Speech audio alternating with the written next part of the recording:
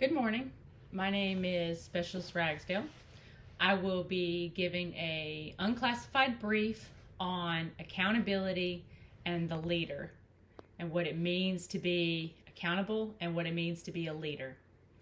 The risk assessment is low.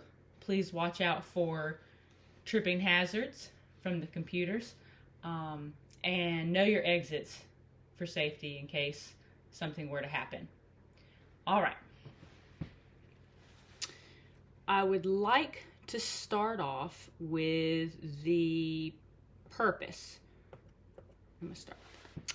The purpose of this brief is to show the importance of accountability and what it means as far as being a leader in the Army. And I would like to start that off with Army Regulation 600-20. That's in Chapter 1, Section 5. Commanders and other leaders committed to the professional Army ethic promote a positive environment. If leaders show loyalty to their soldiers, the Army, and the nation, they earn the loyalty of their soldiers. If leaders consider their soldiers' needs and care for their well-being, and if they demonstrate genuine concern, these leaders build a positive command climate. I think that is a very important Army regulation that has everything to deal with accountability.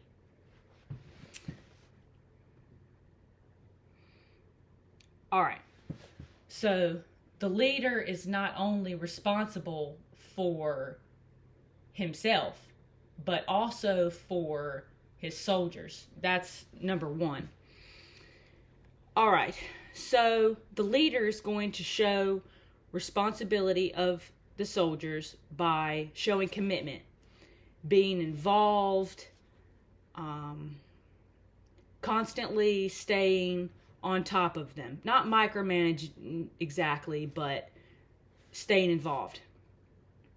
So that would look like caring about their needs and well-being, showing loyalty, and displaying accountability. I believe that even the smallest things for accountability have to deal with, for instance, checking if the soldier has their dog tags in the morning, checking to make sure they have their ID card.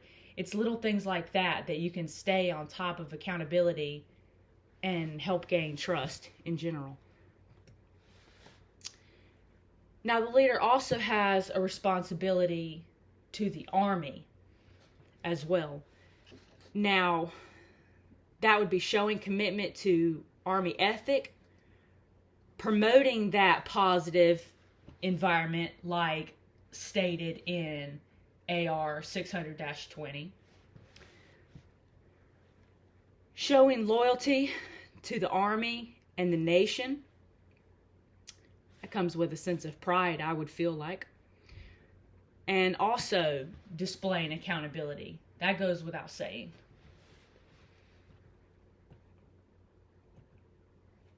All right.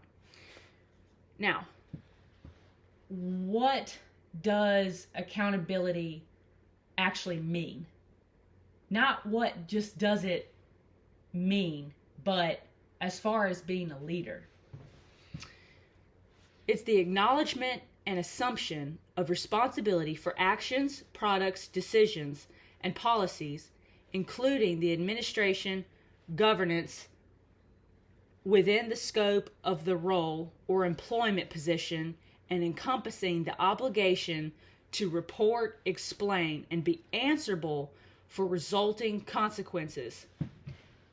What I got out of that was negative and positive. If you're going to be an effective leader, you have to not only take up for the good because a soldier did something good. Oh yeah, he sure did.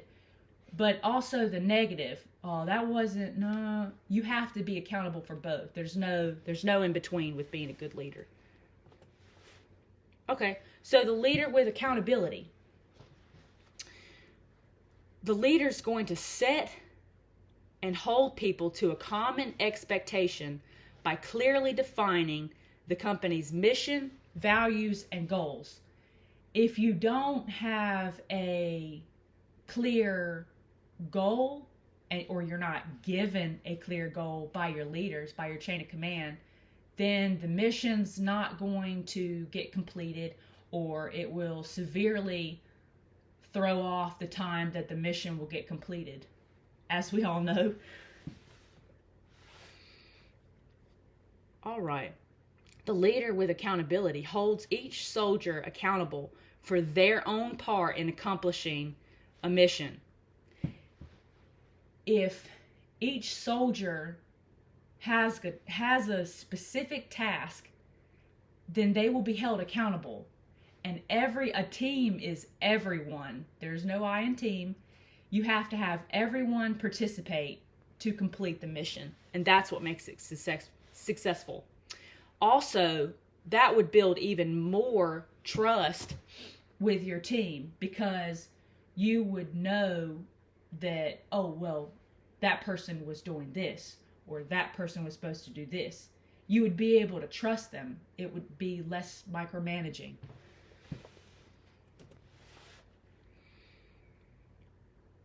Exactly. It allows people to count on each other, soldiers to count on each other, whether that means meeting deadlines, or fulfilling the duties, completing the mission, or just feeling comfortable enough to actually approach your chain of command if you have a question about the mission, you have personal questions about life in general, finance question. That one's a big one.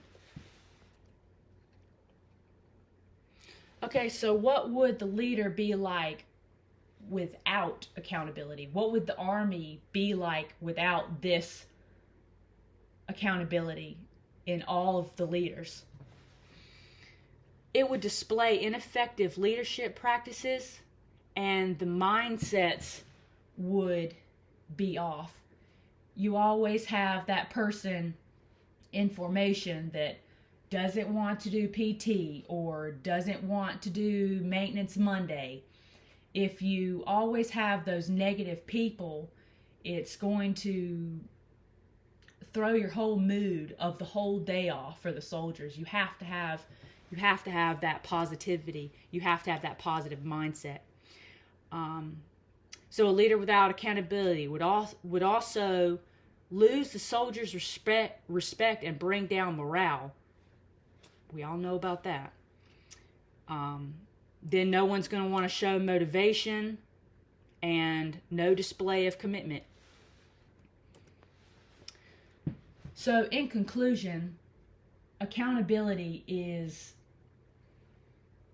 I would say, one of the largest things that the Army really needs to work on, not just for leaders, but also for soldiers as well. Because I feel like it is a very big, if you have good accountability, the mission usually gets complete. So are there any questions? All right, that concludes my brief on accountability in the leader. Thank you.